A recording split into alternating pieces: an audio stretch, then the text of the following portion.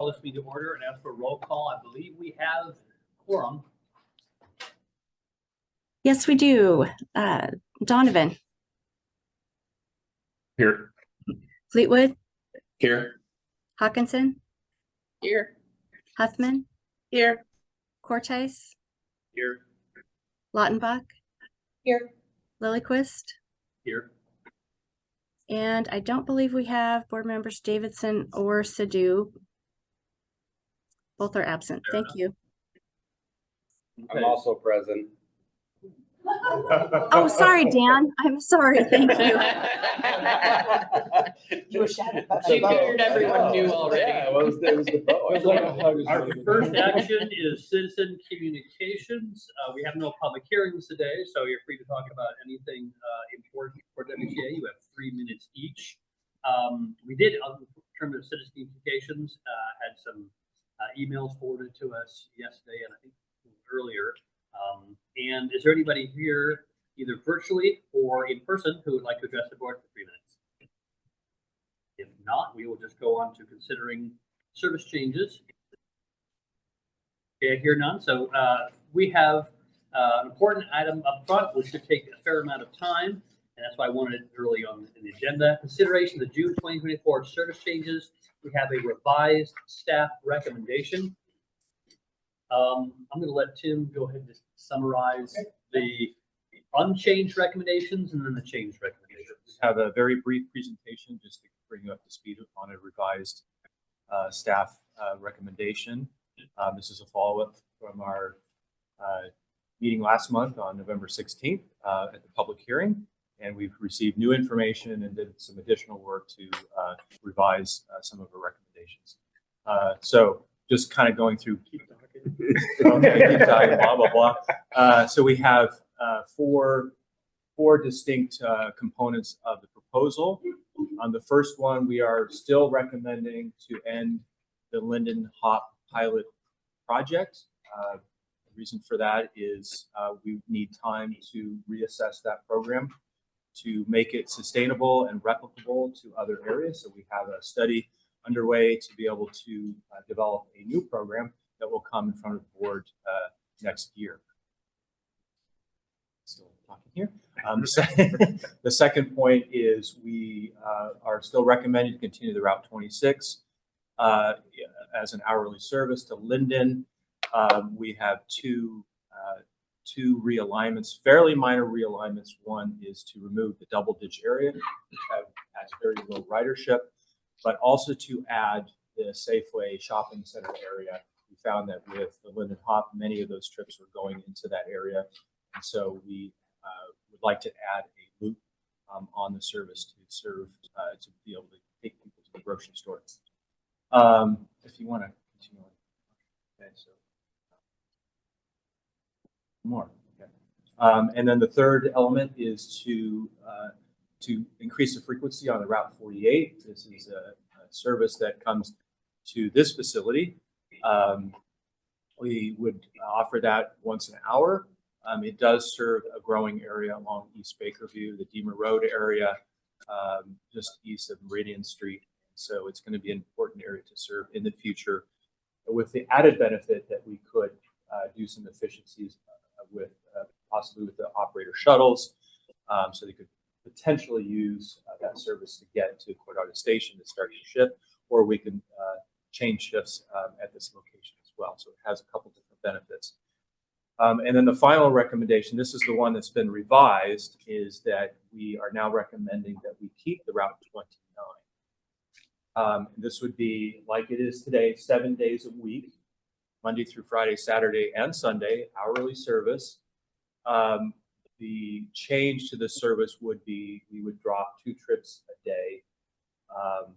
So we would still have, I think, 11 trips a day on that service. It's a morning and a late afternoon trip, and then 1 trip on Saturday. To do this, we reduce the service of Route 24, which also serves the Coronado area. It operates twice an hour during weekdays.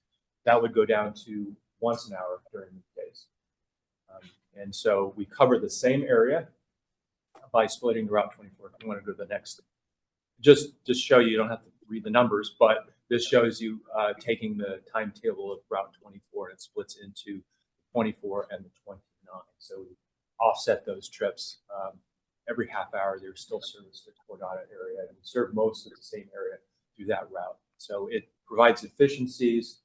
We have lower ridership in Cordata between the two routes. This allows us to right size the level of service. And this recommendation came out from an operator suggestion, and then we took a look at the comments that came in from the public. And so we think this is a good proposal to address some of the needs out in the community. And so that is essentially it. And you want to go to the next slide.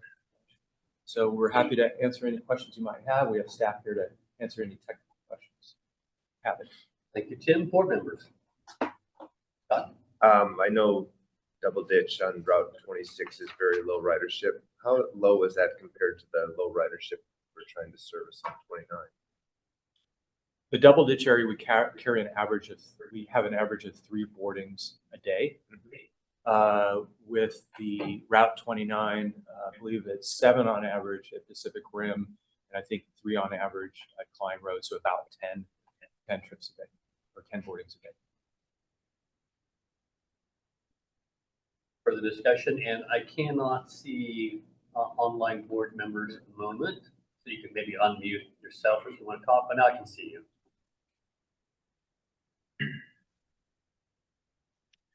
I That's would. that part, Santa Claus. I'm sorry, Seth, go ahead. You were going to say something? I was just going to put a motion on the record and move to adopt the recommendation. I'll second it. We have a motion before us to adopt the service changes recommended to take effect on June 2024. Includes the elimination of Linden Hop, changes to Route 26 to remove Double Ditch, but also add service to the shopping center, and add hourly service on the Bakerview Spur run that goes east-west. And then finally to keep Route 29, but to interline that with Route 24 to continue to serve the Cordata Klein area. Any further discussion? I have Yes, a question. Todd. So, and I'll support the motion. The goal of suspending the hop and then figuring out how to maybe reboot it. What are we looking for in terms of, I don't know, information or future planning in terms of getting that, something like that going again? Yeah, so I think in essence, what this allows us to do is to complete the microtransit study. Mary is leading that effort. Mary Anderson is leading that effort. We're working with a consultant to prepare the study to identify the areas that we could potentially serve with microtransit, to prioritize those areas for future investment, to understand the best way to operate microtransit. We've learned a lot around operating the Linden Hop, around the area that can be served, how we provide trips, how people book trips, and all that information will be studied as part of that effort. And so we believe that that will allow us to come up with the best operating model and potentially be more cost effective with how we provide that service. At what locations it actually works and what ones it doesn't. Yeah. All right, thanks. Is that Paul? Yeah, I just have a question that when I looked at the cost per mile, cost per passenger mile, everything, the lowest cost is van pool. So if we look back at that, so I think the biggest cost is the personnel cost, not the vehicle and fixed asset cost. So this comes down to that in your study for micro or transit or whatever, can these communities adopt a van pool system? Because especially like, let's take example of Linden Hop, which is confined in a certain area, within few miles of each other. And if there is the riders, of course, the rider participation is important, because what we are planning without riders being part of the mix. We are assuming the riders are everywhere, and we have to provide, no matter the need or not, we have to provide a service. Why don't we look at that solicit riders? I'm running out of words, but I will just give you certain things to just get thinking in that, like a mini co-op. Suppose Birchville Linden Road, for example, they need to come to grocery and go back or something. And there may be 50 riders who use it on and off. Why don't they get registered that I will be using this on and off?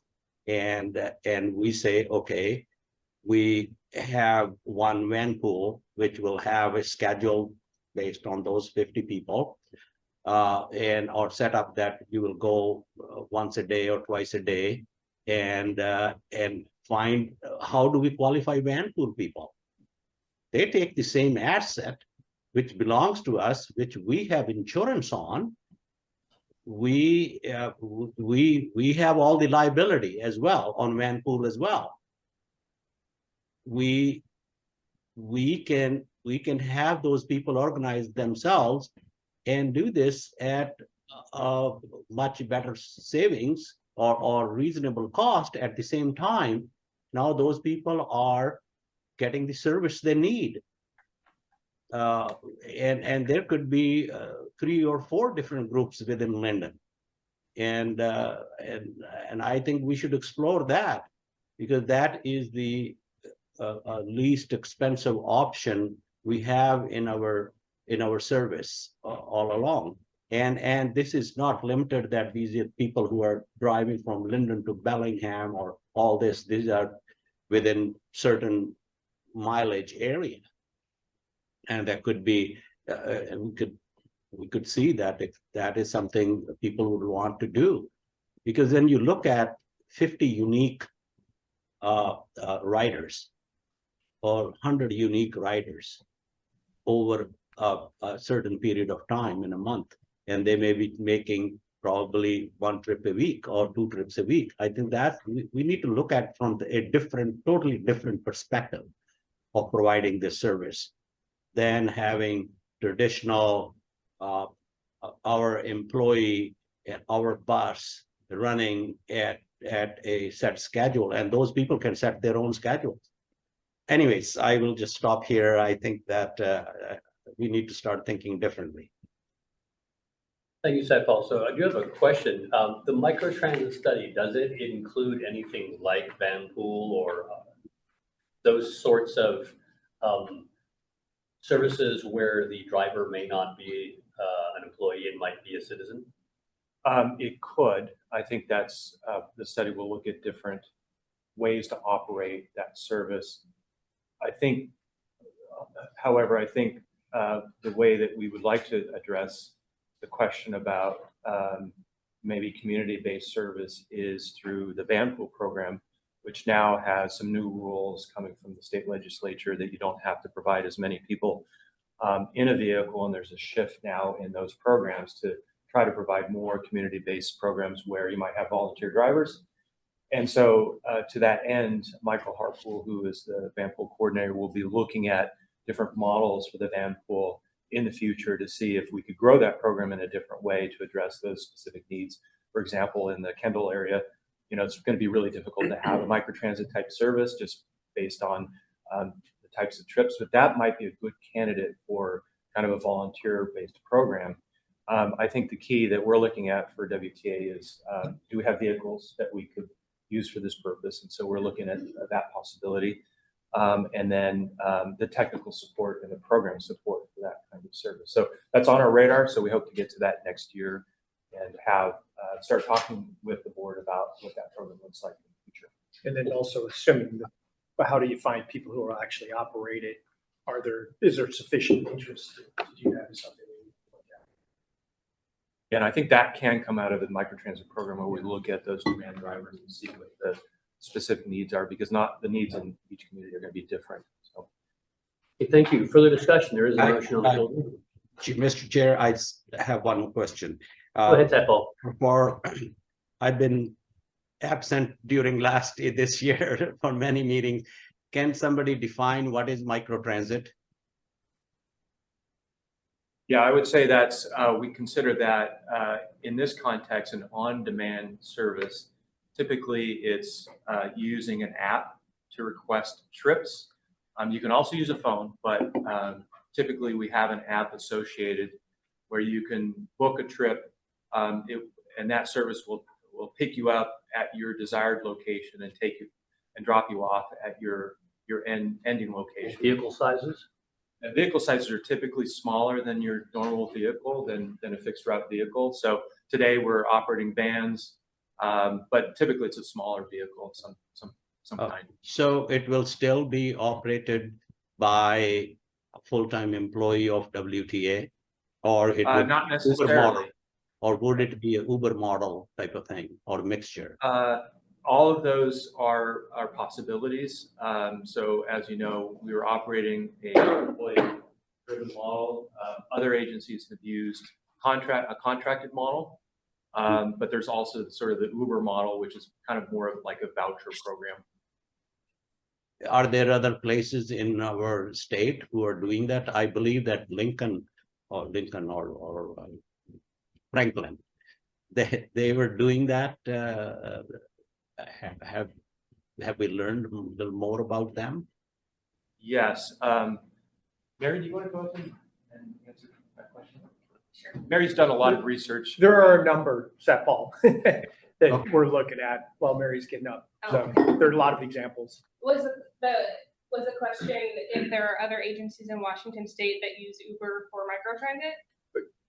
Microtransit itself, not whatever model. And that's being learned.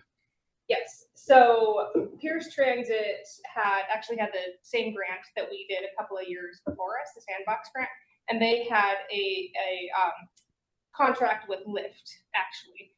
And they actually found that wasn't a sustainable or successful model, and so they are no longer operating it that way. But there are almost every agency in Washington State now has some sort of microtransit type service, and I can resend the board communication that I sent out a few weeks ago about kind of select agencies in Washington State, but most are contracting, so most of them contract with an outside vendor to provide the service. There is at least one other C-Tran down in Vancouver, Washington that operates it in-house, just like us. And their costs are very similar, actually a little bit higher than ours. That made me a little bit happy. We weren't the highest in the state. Yeah. So, you know, board members. But then the cost range, it's a very, very large range of cost per ride or cost per revenue hour, even with the contracted services. But I have a lot of that information and can, like I said, resend that to you if you're interested. I just want to raise one point is, I don't know how new terminologies keep coming up. Microtransit is actually more nebulous, not clarity. On-demand transit is clear in your face. It tells people this is what it is about. Microtransit is a little nebulous thing, and in people who are not in your profession, it may be a good term for your professional people, but for ordinary people, saying on-demand type of consideration, it's very clear to the public that what we are thinking. Microtransit, I mean, I was confused what is meant by microtransit, but that's just my individual opinion. Thank you. Okay, thank you for that, Paul. I want to bring it back to the service changes. The idea of on-demand, not microtransit, on-demand service will keep coming up for the board in the future. But regarding the service changes in Linden Hop, is there further discussion? I have one more quick question. Have we anticipated how much more we're going to be spending on paratransit?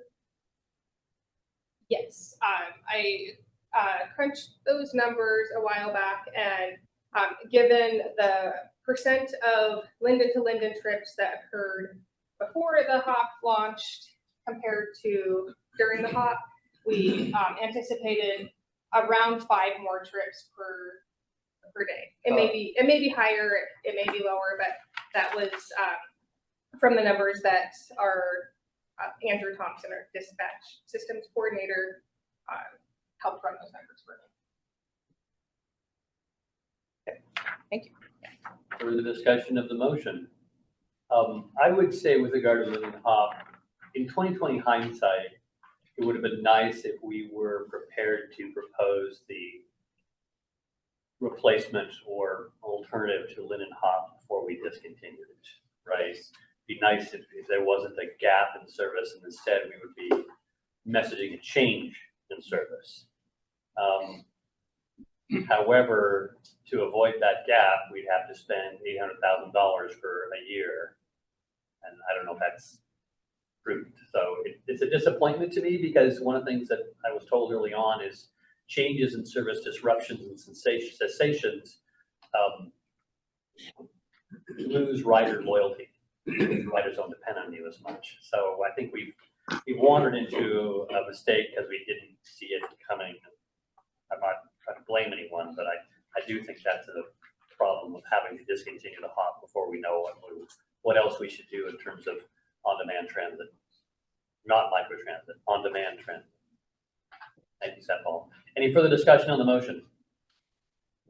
All those in favor of approving the service changes to take effective in June, signify by saying aye. Aye. Aye. Aye. All those opposed? I didn't see any opposed online either, so that motion passes unanimously. Thank you very much. Thank you to the staff. In particular, thank you to whoever that service operator is and staff for being so nimble and rethinking and coming up with a better solution. Next item is consideration of approval of resolution number 346-23, establishing the regular meeting schedule for next year. I'll move approval. Second. Any discussion of the meeting schedule? All those in favor of approving the meeting dates for next year, signify by saying aye. Aye. Aye. All those opposed? That passes unanimously too, I believe. Next is consideration of approval of expenditure authority for general manager items over $150,000. Les, do you want to say anything, or we should go to Megan? Megan's got it. It's my pleasure to request approval for expenditure authority to the general manager for specific budgeted items that are greater than $150,000 for the year 2024. This is normal housekeeping for WTA at the end of the year. We always come in and ask the board to approve purchase orders to specific vendors that will be over $150,000, which is our current allowed or authorized GM expenditure signing. I don't know how to explain that yet. I have not finished my coffee. Oh, thank you. Thank you. Single individual purchases that are our current policy, individual purchases with these vendors that are, you'll notice, have no specific contract listed. Those specific purchases over $10,000, we get 3 quotes is what is in line with our policy. These expenditures were included in the 2024 budget that the board approved last month. So I will entertain any questions if there are any. Any questions? Seth Paul, your hand is raised. Yeah, I just want to share, we do the same thing similar, but when we do approve the budget, that's great. I think my first question is, why is this needed? Is it just a matter of convenience that you don't have to bring it to the board again? And this will be over the whole year, right? That's what my assumption is. These expenses, which are about 15 expenses and close to about $15 million. Correct. So, These blanket purchase orders enable staff to more conveniently procure and pay for goods and services. Typically, doing it at the end of the year makes it a little bit more efficient as well for the board. So we're not continually bringing individual requests for approval. No, I understand that. I'm limited, GM's limited to 150,000. So some of these are way over that. And so we'd have to keep coming back throughout the year. And so I understand that. I understand that I have a bigger issue than what you have, because we have to spend $300 million in a similar manner. And my authority is only 40,000, just so that you know. We're talking about raising money.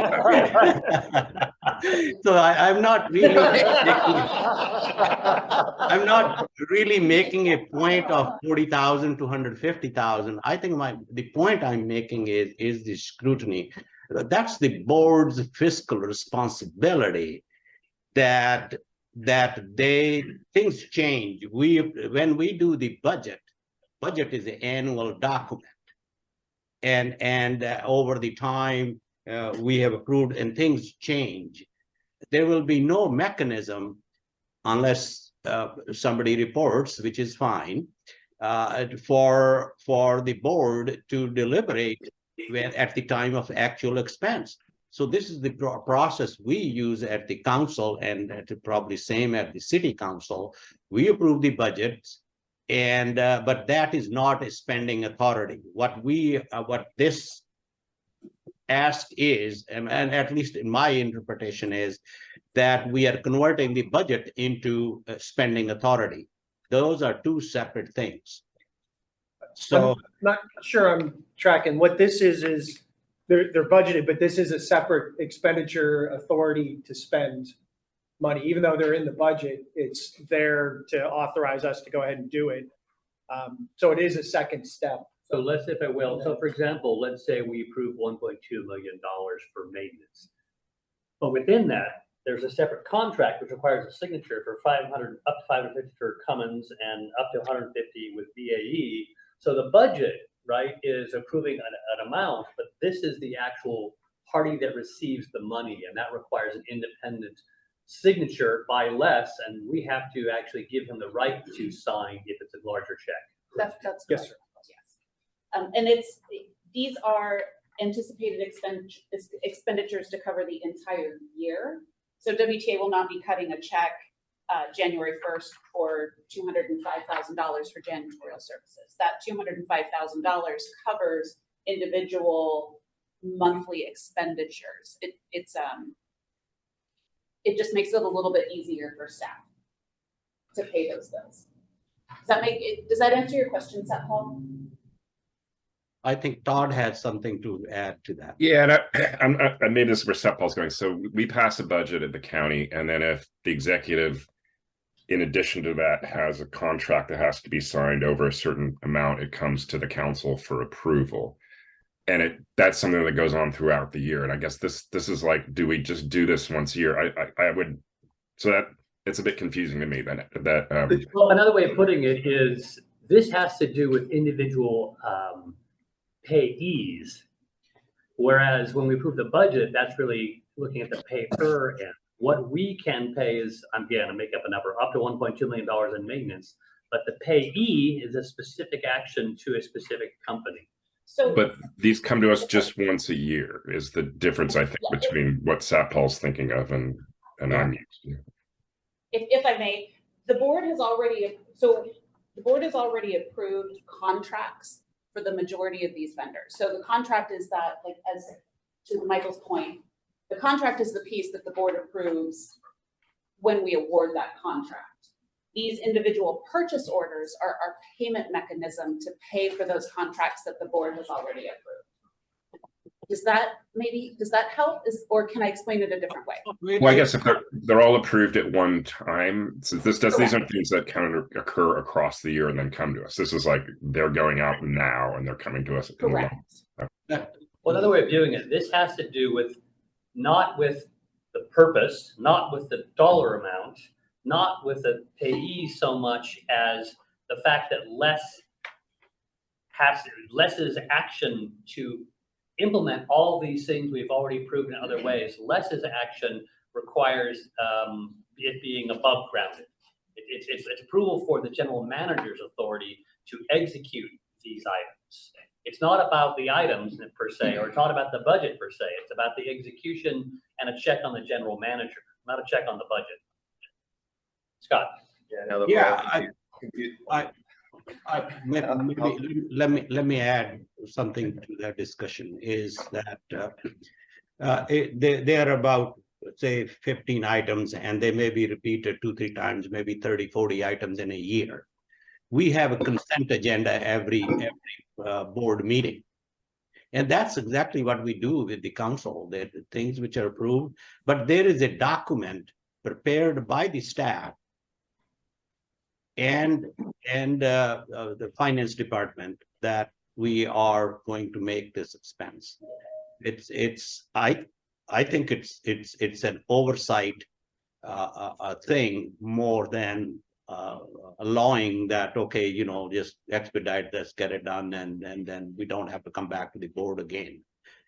I personally feel that it is a good check and balance that I feel like if we've already given can be them put permission in to write the check, that we should give them permission to sign the check. No, I mean, there could be, I don't know, I just wanted to express that. If I may, these are routine things. So for example, fuel, what we would have to do is add them up. And then when we got to over to 150 each month, we would be coming back and saying, can we buy more fuel? Can we buy more fuel? This is just saying, hey, at the beginning of the year, we know we're going to buy this fuel. This is the budgeted amount.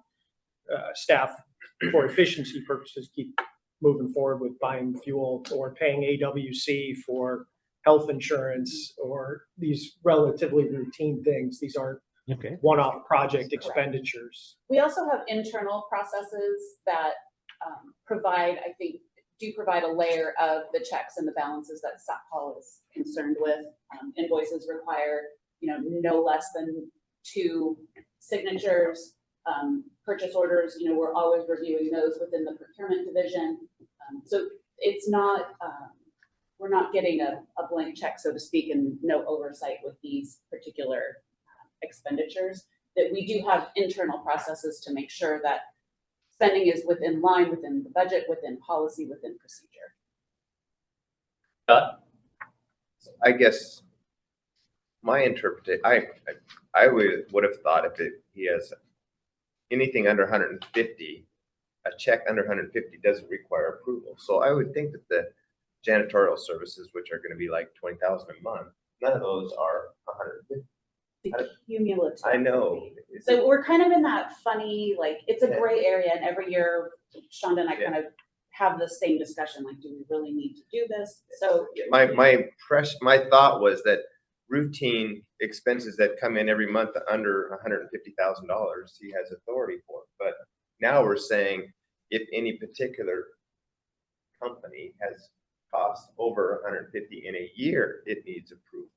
Well, I would say that as a general principle, for transparency of many forms, I'm thinking about land use planning as well, piecemealing is considered a bad thing. That's a way of, in a sense, hiding is too strong a word, but if you piecemeal something, it may never be visible, even though cumulatively it's significant. So I really value the fact that even though it may only be $25,000 a month, cumulatively it's significant enough that we need to pay attention to it. It's significant enough that the general manager's actions on that deserve at least a glance over his shoulder. So I believe piecemealing would work against transparency. I think this is a transparency and accountability mechanism. I don't think this is an unnecessary step. I think it's an incredibly valuable step, and we do it once a year. Actually, one more thing happens that when, if you know, if suppose there is a recurring expense, and that's a very good example. But when the document comes to the council, there is a special line or a heading, the funding source, and it tells the annual budget is you know, $750,000, spent to date is 250, and this expense is 25,000. Whatever, I'm just picking numbers, right? And that is defined. And because look, us being board members, we look at it only very less often. And we need to get to read the package and then come and say yay or nay. Right? And I can understand, I get frustrated because we deal with so much, and our council agenda is sometimes like that. But I felt, and we had discussion with the council at one time, And we felt that it is necessary. It's not only necessary for between the board and the staff, it is necessary for the public. Because all these documents are public documents. And how public can track what is going on, it is a record of that. But I mean, anyways, that was my opinion. I just wanted to express that. Thank you. Further discussion? I'll move approval. Second. Have a motion for us to, I'm sorry, go ahead, Todd. Just a question, because this is what's valuable about this. What do we do with temporary? What's the temporary employee recurring thing from Express personnel? This is a roll-up for all of the departments. For example, in the summertime, Fleet and Facilities uses a variety of temporary employees to assist with route maintenance, facilities maintenance. I know Finance utilizes temporary employees when it comes time to do inventory counts down at the warehouse. Operations planning also uses temporaries to do boarding and lighting, correct? Right. Yeah. So this is a roll-up of all of the departments. And we have one vendor that finds that personnel for us. Correct. We have a contract with Express Personnel. Thanks. Further discussion on the motion? All those in favor of granting expenditure approval to the general manager for specific budget items greater than $150,000, signify by saying aye. Aye. Aye. No. All those opposed? One no? One opposed. Okay, thank you very much. The motion passes. Next item is consideration of approval for the purchase of 11 40-foot hybrid buses from Gillig. We've already, of course, talked about this purchase before. Mr. Bowler? Yes, so asking for board approval to purchase the 11 hybrids from Gillig. A large portion of this money comes out of our Lono grant we received in June. This money is out of the 2024 budget, which was already approved. We're trying to expedite this forward due to the request from the bus manufacturer and due to the fact we don't have another board meeting till I think late January. These hybrids kind of have a new feature for us. Also, they have what's called geofencing, where they allow, you can program the bus to actually go all electric up to 5 miles at one stretch. And then when the battery is depleted, it charges back up and then you can use it again. But you can program it certain areas. I know like East Coast does it through tunnels. They go all electric. So it's kind of a new feature. Excited to use it, but that's kind of a big picture view of what these are. Okay, again, these are budgeted expenses, and of the 14.5 million, the amount of the grant is 9.6 million. I'll move approval. Second. The motion before us to approve the purchase of 11 40-foot hybrid buses from Gillig, moving it up just a little bit to make sure we get the buses on time. All those in favor signify by saying aye. Aye. Aye. All those opposed? That passes. Thank you very much. Next is consideration of authorization to dispose of surplus vehicles. I see 1, 2, 3, 4. I'll move approval. Second. Any discussion on the disposal of, I say that 3 of them are being donated to BTC? Yes, correct. Yep. That's part of our expanded. Or not, poor condition, it says. It's working with their automotive folks. They love getting them that are in poor condition because it gives them tools to help train their students. I've got a car for them if they. So to that end, thank you to Andy and his team for developing that relationship with I do have a question. We have talked in the past about surplusing some of our vehicles to nonprofits. How's that different? What are the criteria for that action in the past? I think it's the van, usually van use. Yeah, that would be the van, Okay. what we call the van grant program. And It's, these we caravans typically are like not- to have a vehicle in a little bit better condition. Okay. So that's what distinguishes Nice. this program. Not profits, but appreciate. What's- Yeah, no kidding. What's neat from BTC is they like them to be in poor condition because it gives challenges to their students to try to figure out how to fix. Yeah, let's drive it through a muddy parking lot before we drop it off. Okay, I was sorry for the distraction there. Is there any discussion? We already have a motion, don't we? Yeah. Yep. To dispose of these surplus vehicles, 3 of which will go to the DTC vehicle repair program. All those in favor signify by saying aye. Aye. All those Aye. opposed? Any opposed? Thank you. No opposed. That motion passes unanimously. Next is consideration of approval of the legislative agenda for 2024. Les, do you want to say anything, or should we hear from Maureen? Maureen's in charge. All right, thank you. Once a year, we come to you for a chance to share what we hope to accomplish in the coming year with our state and federal legislators. So just briefly, on the state side, we will be monitoring potential policy changes that could affect us. For example, those to do with land use, HR, procurement. The Washington State Department of Transportation is still actually, and so is the federal government, trying to determine how they will evaluate the impact of transit on environmental justice populations, that sort of a thing. And we will also be building our relationships as we share projects that we have kind of queued up for the future. This allows our partners in the legislature to potentially connect the dots as they see potential projects we're working on and that others might be working on. And of course, by those, I mean things like our zero emission transition, our Bellingham Station project, which would also potentially be part of our rapid transit project. And let's see, the only thing I would say that's different from that on the federal side, oh, no, I did want to highlight that in 2024, with the state, we will also probably be previewing a request that we will have in 2025 for some pre-development money for the Bellingham Station project. As usual, we will also be supporting the legislative agenda for the Washington State Transit Association, the American Public Transportation Association, and the Bus Coalition. Thank you, Maureen. There are no significant capital budget or transportation budget requests coming from us this year? Not this year. And the action on this would be approval of those legislative priorities, I suppose? Yes. Discussion? Move approval. Second. Motion before us to approve the legislative priorities as outlined, which includes endorsing, I guess, every single aspect of the WISTA legislative priorities.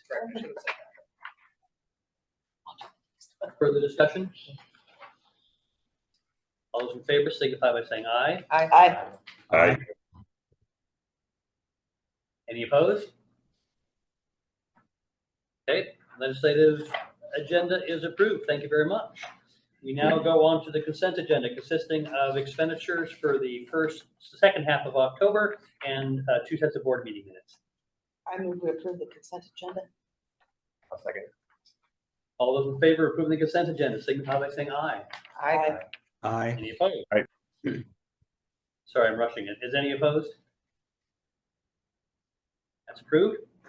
We now have at least 15 minutes, maybe a little more, for reports to the board. First of those is a financial report. Ms. Shipman, you're here virtually. I am. Yeah, thank you, Michael. The financial report was in your packet, so I'll entertain any questions. And just a quick update on sales tax receipts for September. We did have a little bit of drop in September receipts, so now we're about 6% above budget for the year. Still better than we anticipated. So our forecast for the year is a little bit lower than we had put in the budget, but things are still going strong. So if there's any questions, I'd be happy to answer them. One thing, if I may, Shonda's remote because she's being installed as WISTA president. Congratulations, Shonda. Yeah. We already knew about that, but thank you. No questions for Ms. Shipman? If not, we'll go and hear from Mr. Wilder for the performance report. Yeah, just happy to answer any questions. I did want to take note of a couple things, though. One is our very own Megan is here that received an award for the Washington State chapter of the Institute of Public Procurement. I don't know how you say the acronym, but okay. So I did want to provide that recognition. And the other thing is, well, congratulations. And also the other thing I think was maybe third quarter, but I could be wrong on this, and that we had received, Michael Harpool had received the Chamber's Top Professional of the Year under 40 for the entire county. So again, that might have been fourth quarter, but I'm going to just count it. He was nominated, saying he actually won. He actually won. Wow. Yes. So and there was a celebration last week on it. So yeah, it's a proud accomplishment. For all of Okay. us. Does anybody try to steal him from us now? Yeah, that was part of the recommendation or nomination, is that he signed a contract. For 5 more years. Indentured servitude. We'll be talking I don't to our attorney remember Mark Lee signing about this indenturing document. our employees, but okay.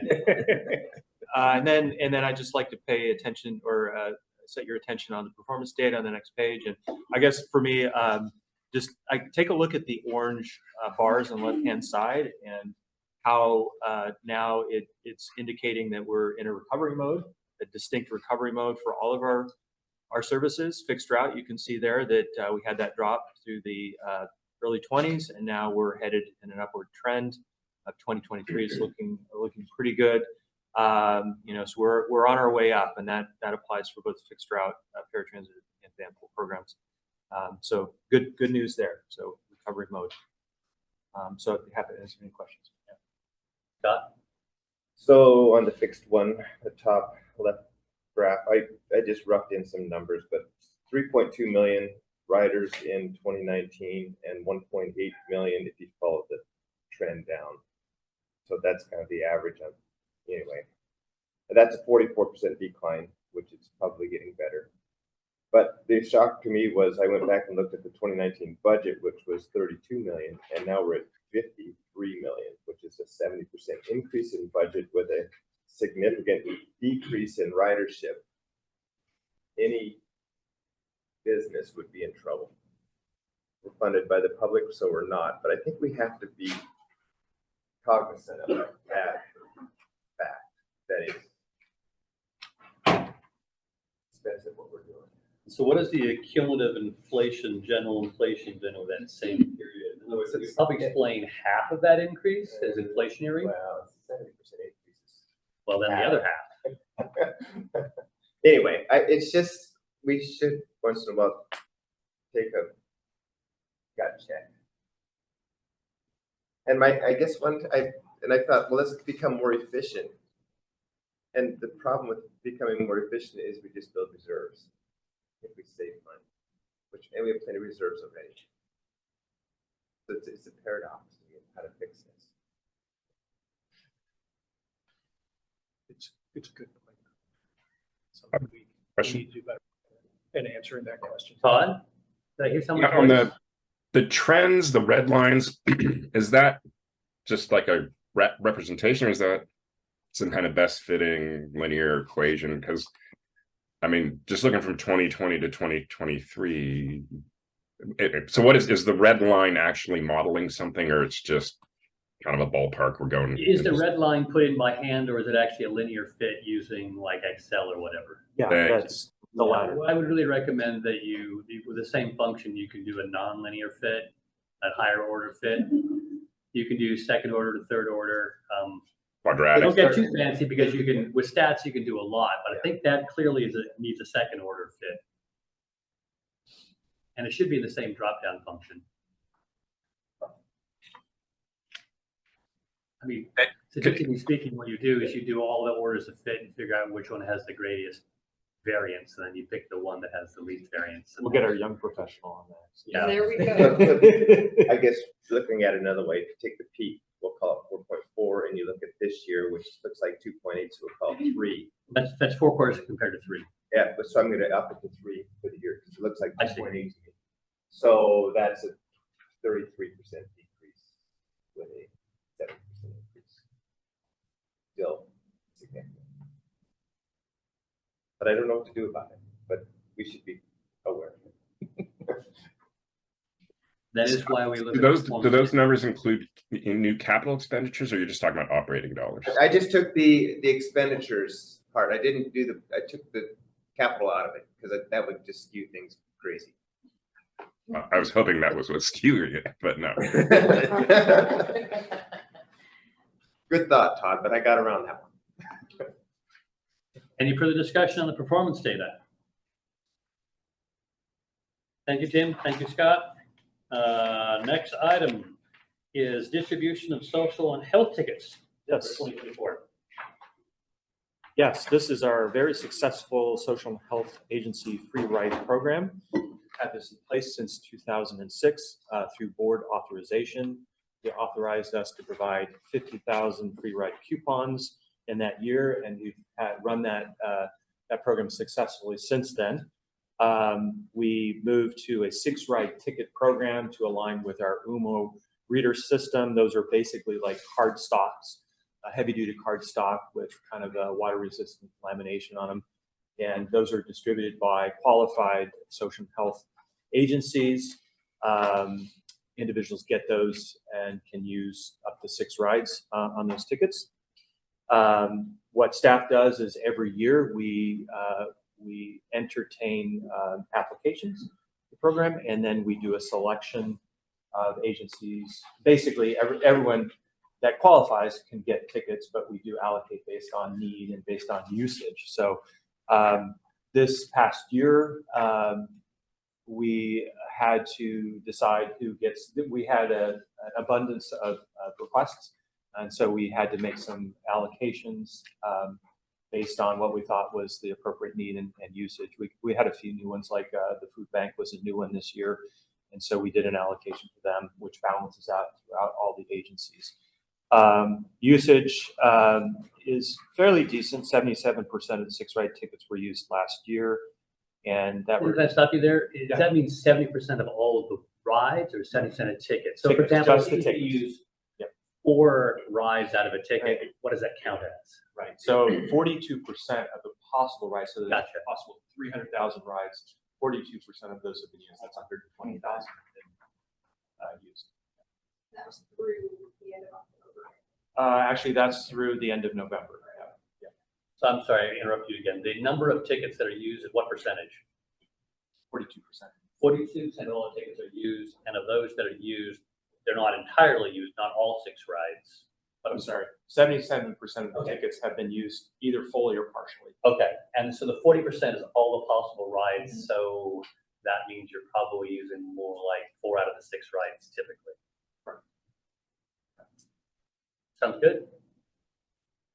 And there is, so just to conclude that, there is a list of the agencies, the backside of that memo, in case you're curious about who receives it. It's a big list, and I think we're excited about the number of agencies that can qualify for this program. A few new ones there at the end of that list: the food bank, a mental health court, resident services organization, and CMAR Community Health Care Center. So happy to answer any questions you might have about that program. Questions on this? So I have a small question. I think was it 2 years ago or so, less. I came to you and I said the homeless outreach team, but the Opportunity Council had given away all of their tickets, and apparently we still had a few more. Do we know if we've adjusted up their allotment through the Opportunity Council? My understanding is yes. The Opportunity Council takes them for all their agencies that are underneath. And so like homeless outreach, they go back to Opportunity Council and then they reallocate. If they don't have enough, then they come to us and do that. And last year we were able to give out, we didn't have our full allocation at the beginning of the year, so we gave out tickets throughout the year. So that was one of them. We had capacity to give out additional tickets. Okay, that's just a report to us. Next, the general manager's monthly report, which was emailed to us, but we have 5 minutes for the greatest hits. I'll just quickly hit a couple of the highlights. Some of the things that weren't on here. One, you may have seen on the way in, flags at half-staff for Pearl Harbor Remembrance Day, December 7th. Wanted to recognize our staff this year. It's been a lot of work and effort, and staffing, as you know, has been, particularly on the operator level, under as we're keep trying to build back on that. And so there's been significant work for folks to try to keep going, and just want to recognize the hard work that went into that this year. Next year, we are hopeful by about March or so that we've got 8 new folks getting released in the next week or so. Our training department's doing an amazing job, and they've upped the throughput to help with that. But we're hopeful by March that we'll be back where we should operators. But nevertheless, want to thank staff on that. Some happy notes. Last weekend, WTA participated in the Linden Lighted Christmas Parade. Thank you for that, with some 4-H riders and, on there, which was super fun. Thanks to Ferndale for the Ferndale Thornton Street overpass ribbon cutting. That's pretty cool to connect East and West Ferndale. That was fun to do. WTA also participated in Project Santa, which was great. And then this weekend, participating in the lighted bike parade that'll happen this Saturday, which is pretty cool. WTA's Gather at 4:30, leave at 5. I think on Market Square or Hillcrest for 2:30. Then also renewed our partnership with the city and Whatcom County on the seasonal winter weather location at Civic Field. So that's Good Road to Homes is operating that. Started December 1st and goes through February 29th of 24. So that's good. And we do have a plumb line going by there every 15 minutes in addition. So that's good. Also want to recognize a couple heroic acts that happened actually right now, and down at the Tulalip Resort. There's a American Red Cross for this Northwest region, Real Heroes Breakfast. Andrew Butcher and Kevin Goldsberry they've recognized as real heroes for saving an overdose victim down on the concourse. And then last week, 2 weeks ago, one of our folks, Dale Schmidt, a woman came up to him with a translator app saying that her father was in trouble. Dale was able to go over to the vehicle, pull him out, and dislodge. He wasn't breathing. Dislodge what was caught in his throat. It ended up saving his life. So, as we're out operating and doing things, there's some real derivative secondary benefits of having WTA out in the field, and a special thanks to the training staff for training people on how to do those kinds of things as well. And then the last thing is just thank you to the board. We as staff recognize that you have your elected duties, your families, your day jobs, and everything else you do for that, but yet you still put a lot of thoughtful time in WTA. We just want to say thank you and wish everybody happy holidays.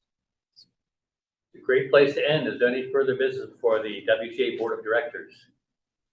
Seeing none, this meeting is adjourned.